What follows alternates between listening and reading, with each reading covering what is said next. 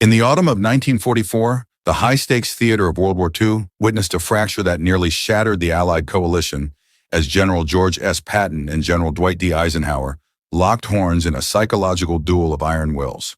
This was not merely a tactical disagreement, but an explosive confrontation where Patton's raw ambition collided with Eisenhower's measured diplomacy, sparking a veiled threat of insubordination that forced the Supreme Allied Commander to weigh the unthinkable cost of removing his most brilliant yet volatile battlefield commander.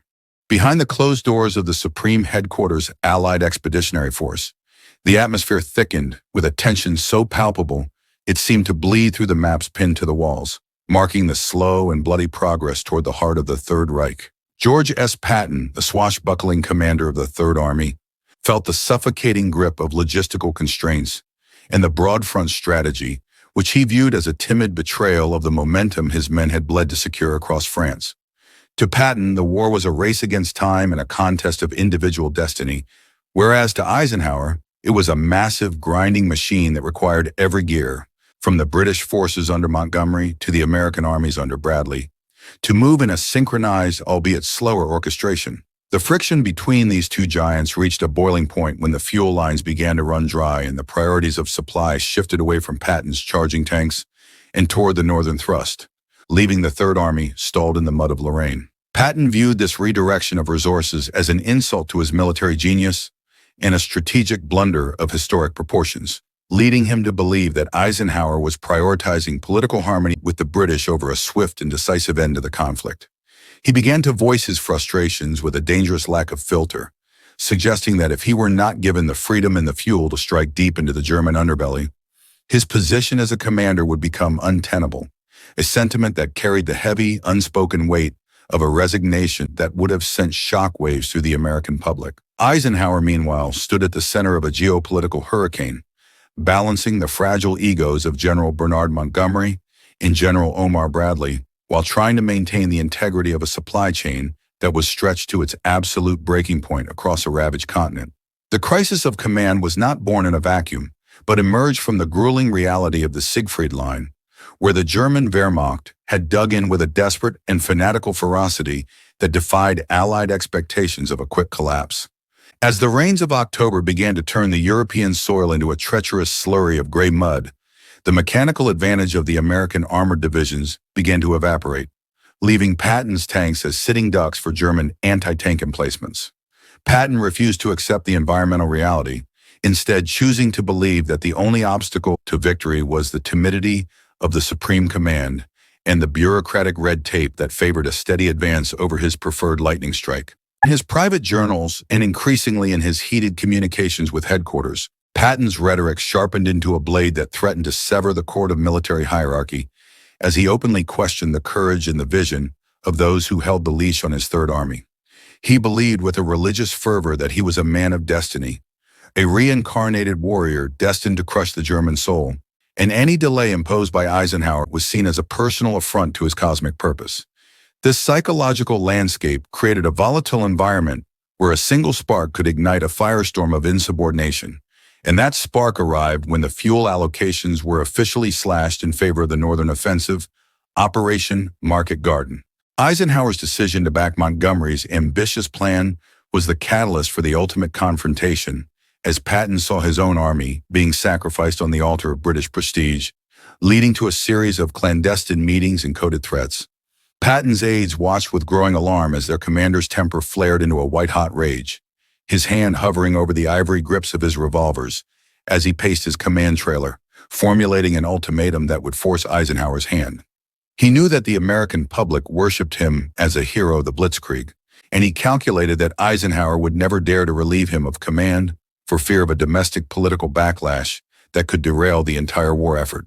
This was the near-treasonous gamble that Patton prepared to play, a move that placed his own ego and tactical vision above the collective strategy of the Allied nations and the direct orders of his superior officer. Eisenhower was no stranger to Patton's outbursts, having coached and protected him through the slapping incidents in Sicily.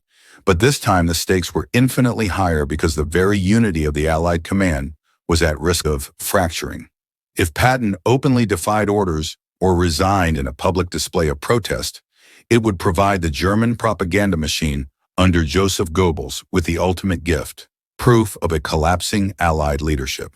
The psychological aspect of this confrontation cannot be overstated, as it pitted Patton's aggressive, narcissistic drive for glory against Eisenhower's stoic, selfless commitment to the coalition's long-term stability. Patton's mind was a battlefield of its own, haunted by the fear of being sidelined while others took the final prize of Berlin, a fear that manifested as a desperate, cornered aggression toward his own superiors. He began to move his troops in ways that pushed the boundaries of his orders, engaging in reconnaissance in force that were actually full-scale, unauthorized offensives, designed to force Eisenhower to supply a battle that had already begun. Eisenhower sensed this creeping defiance and recognized it for what it was, a direct challenge to his authority as Supreme Commander, and he knew that he had to strike a delicate balance between crushing the dissent and preserving the talent of his most aggressive general. The tactical execution of Patton's unauthorized movements required a masterful manipulation of military terminology and reporting, as he masked his forward thrusts as defensive maneuvers to evade the scrutiny of the Supreme Headquarters inspectors. Every mile gained by the Third Army in these weeks was a mile gained in defiance, a physical manifestation of Patton's ultimatum that he would either fight his way to Germany or be removed from the field entirely. As the two leaders finally met to address the brewing insurrection, the silence in the room was reportedly deafening, a vacuum created by the collision of two opposing philosophies of war and leadership. Patton stood tall, radiating the aura of a Roman conqueror, while Eisenhower sat behind his desk, the weight of millions of lives and the fate of the free world etched into the lines of his face. The air was thick with the smell of tobacco and the cold, sterile scent of damp maps, as Patton laid out his demand for a single massive thrust into the Saar region, a move that would require the total abandonment of the broad front. The ultimatum was clear: give the Third Army the priority and the fuel, or accept that Patton could no longer guarantee the cooperation or the effectiveness of his command under the current constraints. This was the moment where the unthinkable entered Eisenhower's mind. The possibility that he would have to arrest or formally court-martial the most famous general in the United States Army in the middle of a world war. The implications were shocking, threatening to bleed the landscape white not with the blood of the enemy, but with the internal strife of a command structure turning on itself. Eisenhower's response was a masterclass in controlled power, as he looked Patton in the eye and reminded him that in this war, there was no room for individual destiny if it came at the cost of the collective victory. He did not blink, nor did he raise his voice, but the steel in his tone conveyed the absolute reality that no man, regardless of his brilliance or his public standing, was larger than the mission to destroy the Nazi regime. Yet Patton remained undeterred, his ego acting as a shield against the logic of logistics and the necessity of the broad front, convinced that his way was the only way to save lives by ending the war quickly. The deep fissures within the Allied command were now exposed for all to see within the inner circle, as Bradley and Montgomery watched the fallout with a mixture of professional concern and personal opportunism.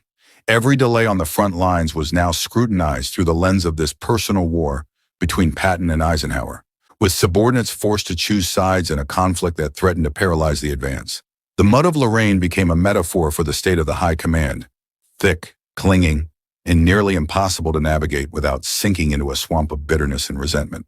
Patton continued to push his troops forward despite the lack of official support, driving his men and machines to the point of collapse to prove that his narrow thrust was viable, even as the German resistance stiffened.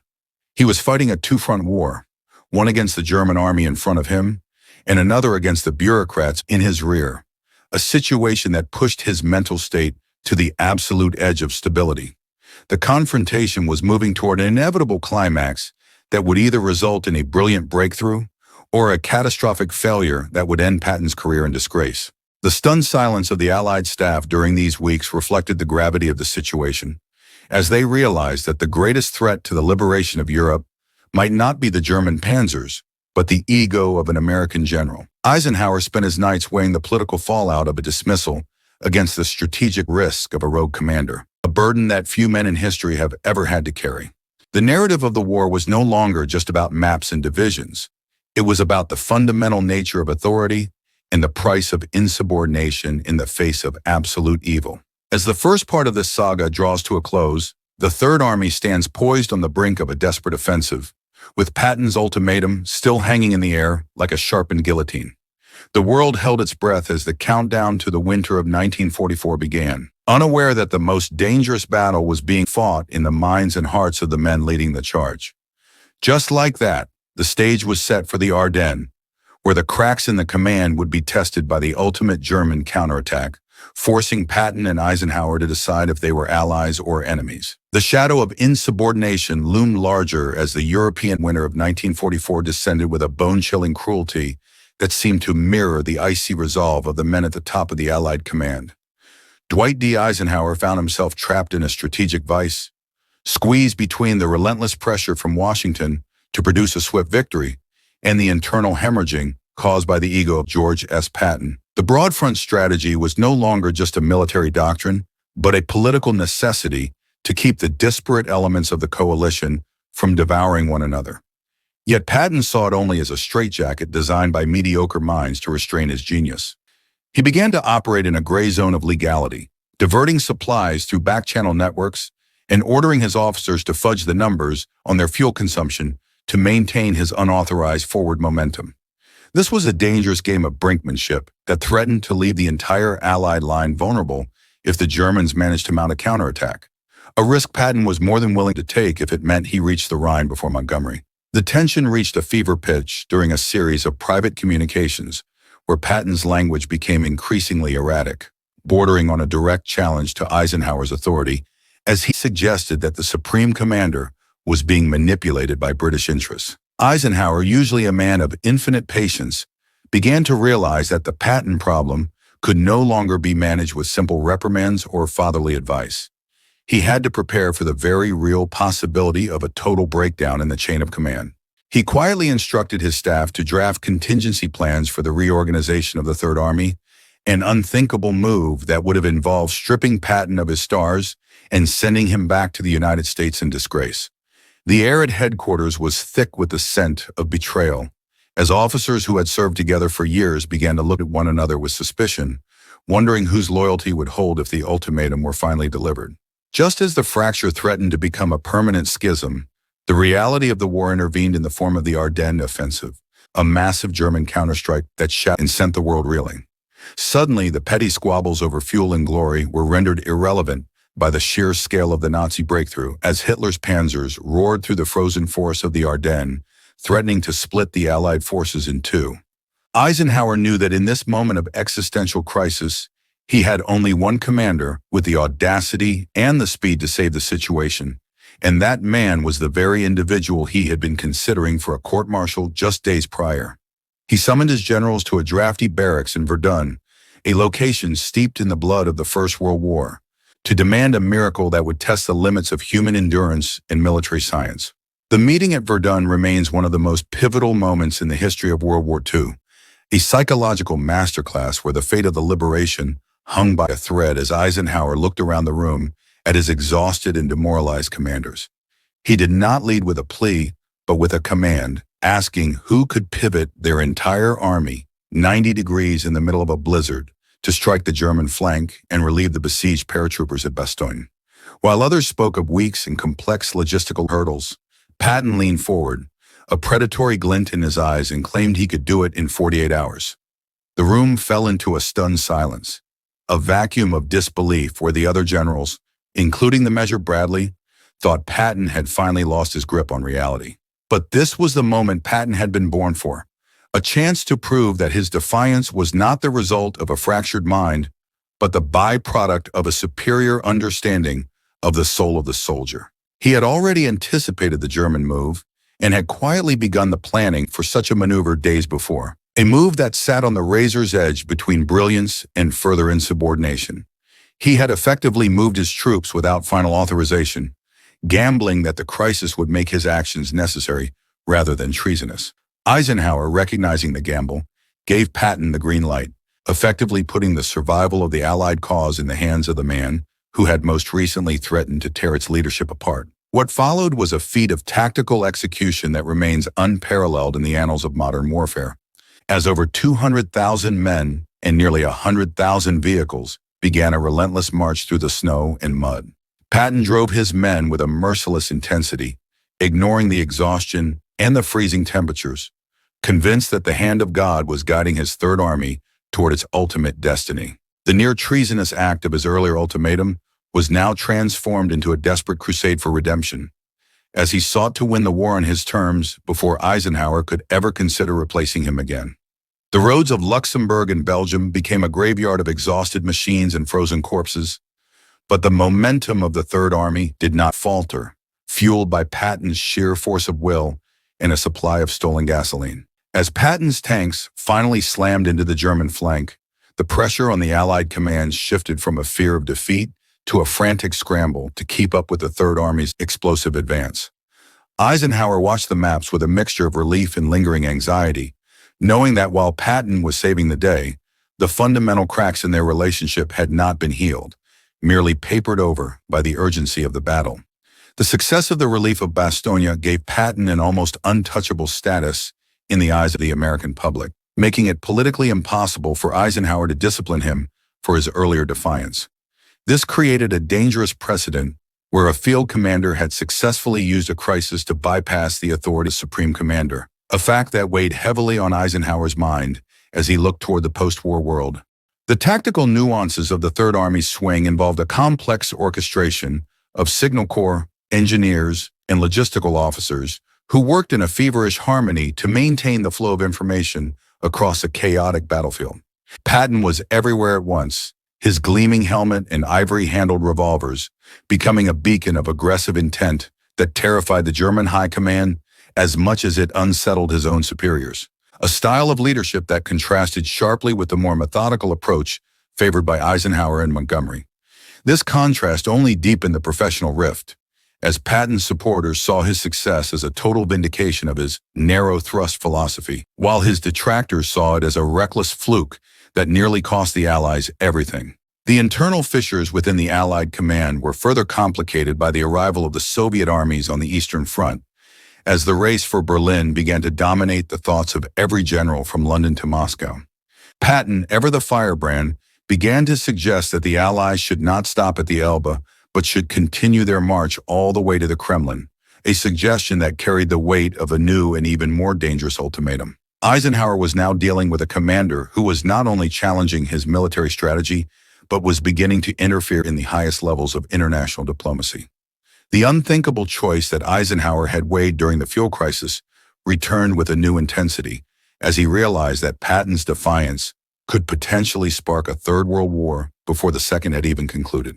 The psychological landscape of the Allied High Command in the spring of 1945 was one of exhaustion and deep-seated resentment, as the personal cost of the war began to take its toll on everyone involved. Eisenhower's health was failing under the immense stress of managing the egos of his generals and the demands of the world leaders.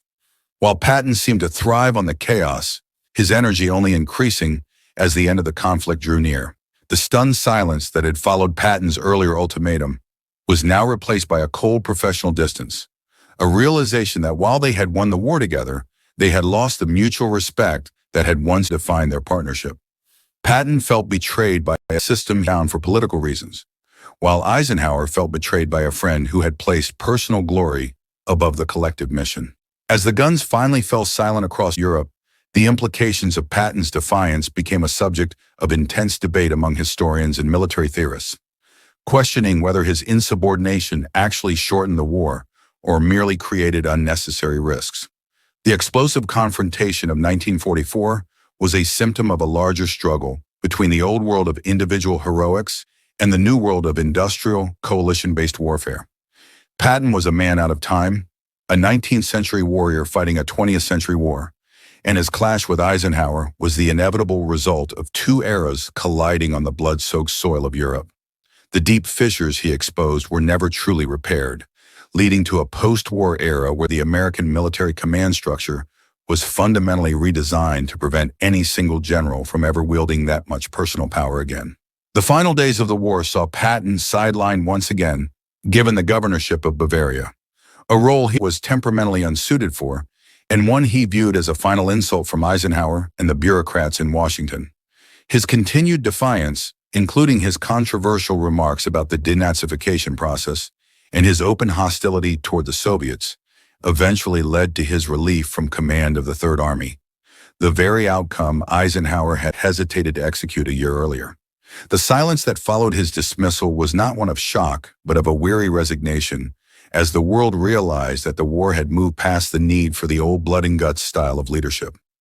Patton's death in a car accident shortly after the war's end provided a tragic coda to a career defined by brilliance and the constant threat of self-destruction. Eisenhower's journey from the brink of a command crisis to the presidency of the United States was paved by the lessons he learned while managing Patton, particularly the need for a leader to be a diplomat as much as a warrior. He had successfully navigated the most complex command structure in history, holding together a fragile coalition through the sheer force of his character and his ability to absorb the blows dealt by egos as large as Patton's. The near-treasonous act that had once threatened to derail the Allied cause became a footnote in the larger narrative of victory. But for those who were in the room at Verdun or at SHAEF Headquarters, the memory of that tension remained a vivid reminder of how close the entire project came to collapse. The legacy of the Patton-Eisenhower confrontation serves as a stark reminder that history is not just made of movements of armies and the shifting of borders, but of the volatile interactions between flawed and powerful men. The shockwaves of their discord were felt from the front lines in the Ardennes to the halls of power in Washington and London, exposing the reality that even in the face of absolute evil, the human heart remains susceptible to pride and the pursuit of individual destiny. As we look back on the cinematic documentary of their lives, we see a story of two titans who were necessary for each other's success but could never truly find peace in each other's presence, a dynamic that defined the American experience in World War II. The Third Army's march across Europe was a testament to the power of a single man's will, but the preservation of the Allied coalition was a testament to another man's ability to restrain that will for the greater good. Just like that, the war was won, but the questions raised by Patton's ultimatum continue to haunt the study of leadership and the ethics of command in times of total war.